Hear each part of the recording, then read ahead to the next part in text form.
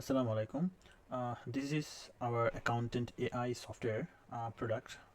This is the first ever software product from Algostech Technology.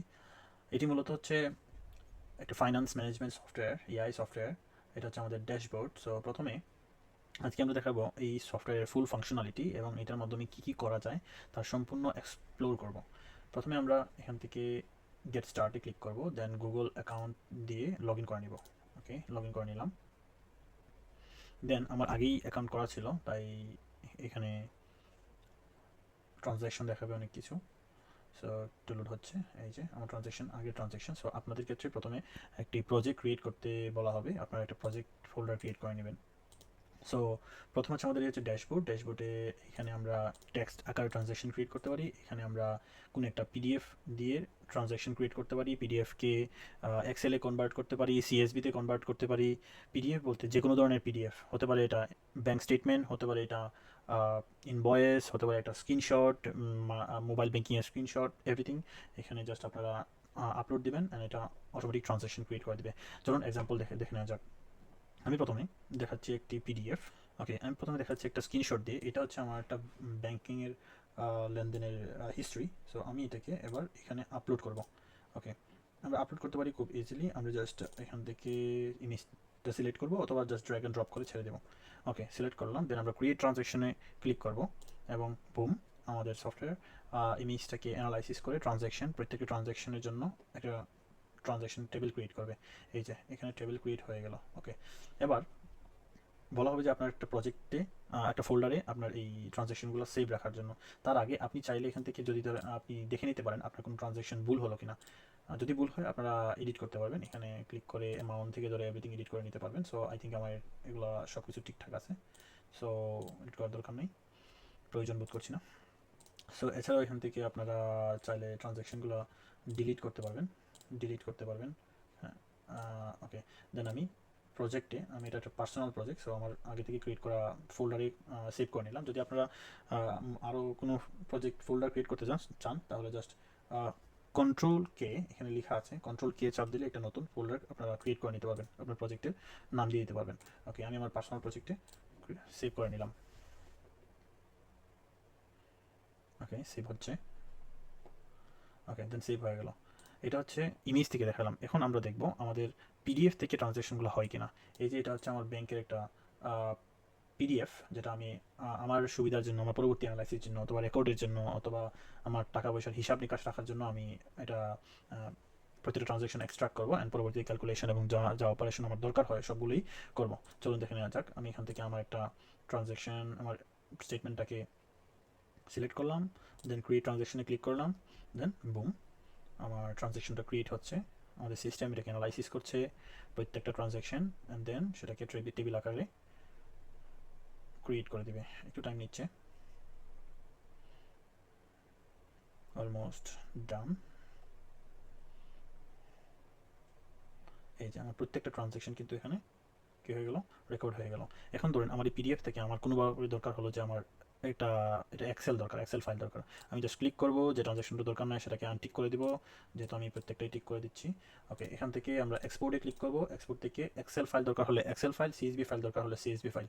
আমরা Excel ফাইলটি download করে নিচ্ছি এবং দেখেন আমাদের ফাইলটি ডাউনলোড হয়ে গেল। এই যে এটা হচ্ছে আমাদের এক্সেল ফাইল এবং এখানে প্রত্যেকটা ডেসক্রিপশন সহ, অ্যামাউন্ট, এক্সপেন্স ক্যাটাগরি সহ এভরিথিং, কারেন্সি সব কিছুই সুন্দরভাবে এক্সেলে কনভার্ট হয়ে গেল।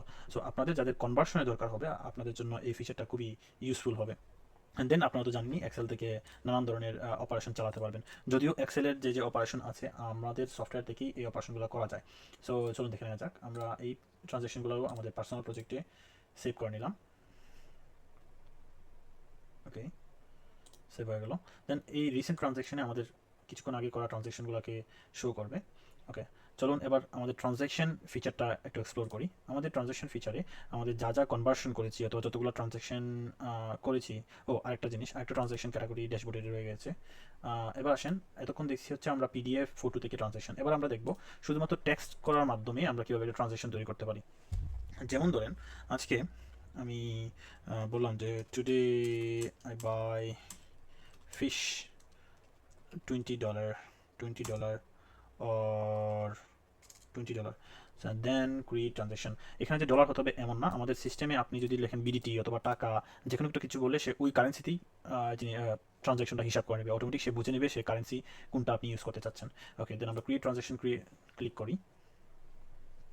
ওকে, ক্রিয়েট ট্রানজ্যাকশন ক্লিক করে সে অটোমেটিক একটা ট্রানজ্যাকশন ক্রিয়েট করে দিয়েছে, fish purchase today's date. Okay, date and then আপনারা যদি ট্যাক্সের ডেটটা ফিক্স করে দেন তাহলে সে আজকের ডেট না দিয়ে আপনি যে ডেটটা দিবেন ওই ডেটটাকেই ডেটটাকে এখানে বসাবে। সেমভাবে একইভাবে আমরা পার্সোনাল প্রজেক্টে এটা সেভ করে নিব।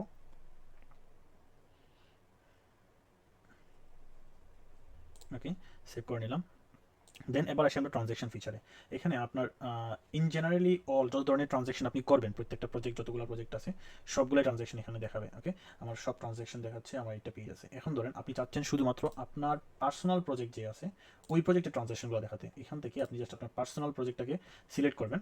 সিলেক্ট করলে আপনার শুধুমাত্র ওই প্রজেক্টের ট্রানজ্যাকশনগুলোই আপনাকে শো করবে। ওকে, এখন আসেন এখান থেকেও যদি চান আপনি একটা নতুন ট্রানজ্যাকশন ক্রিয়েট করতে, এখান থেকে আমাদের চ্যাট এবং ডকুমেন্ট আপলোডের মাধ্যমে ট্রানজ্যাকশন ক্রিয়েট করতে পারবেন।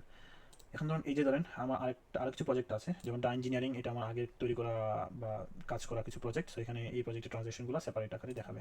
ওকে, লেটস ইন্ট্রোডিউস। এবার আপনি যদি চান যে শুধুমাত্র ক্রেডিট দেখবেন, ক্রেডিট ক্লিক দিবেন, শুধুমাত্র ক্রেডিট অ্যামাউন্টগুলো দেখতে পাবেন। শুধুমাত্র ডেবিট অ্যাকাউন্টগুলো দেখবেন, শুধুমাত্র ডেবিট অ্যাকাউন্ট ট্রানজ্যাকশনগুলো দেখতে পারবেন। অল হচ্ছে বোথ হলে ডেবিট অ্যান্ড ক্রেডিট বোথ দেখাবে।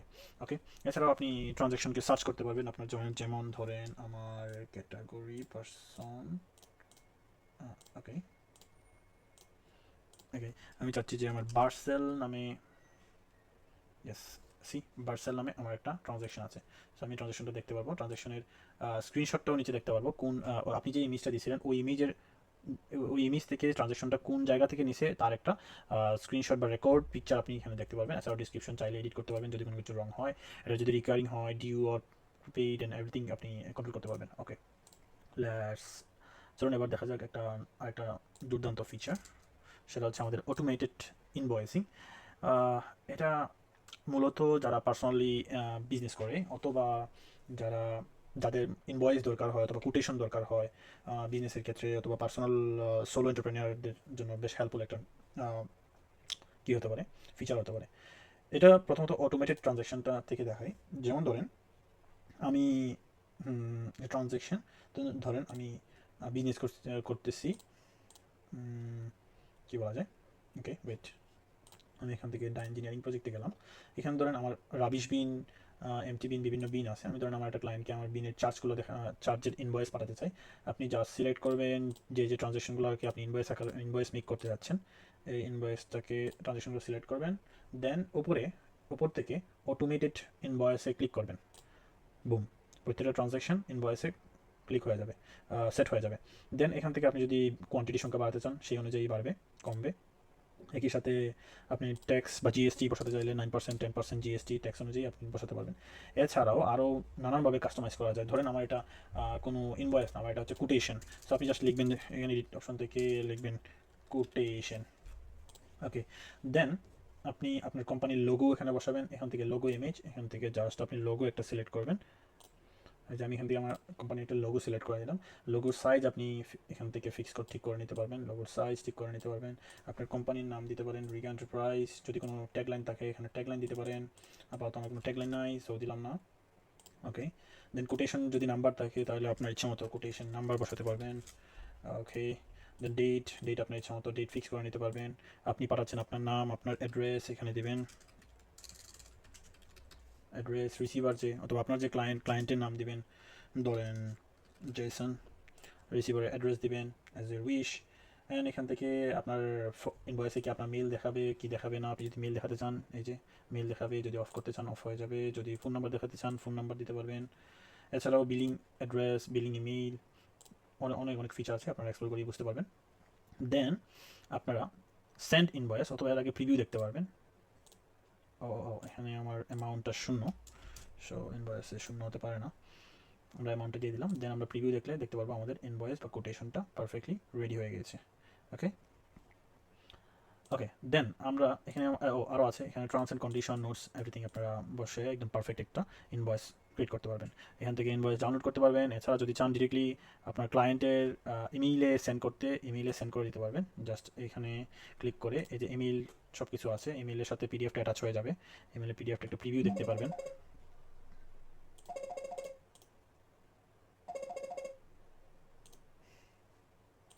এই সফটওয়্যারের সবচেয়ে মোস্ট ইন্টারেস্টিং ফিচারের মধ্যে একটা হচ্ছে এআই অ্যাসিস্ট্যান্ট, সবচেয়ে ফাইনেস্ট ফিচার।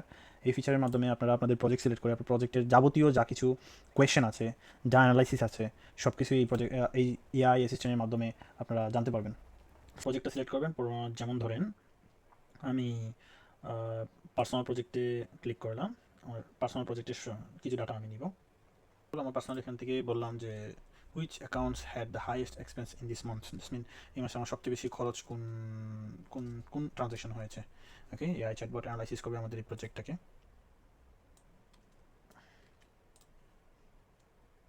সে অ্যানালাইসিস করছে, টাইম নিচ্ছে। এই যে সে টোটাল একটা ওভারভিউ দিয়ে দিল। টমেটো পারচেস করেছি $30, যেটা ডিলিট হয়ে গেছে, আমি ডিলিট করে দিয়েছিলাম।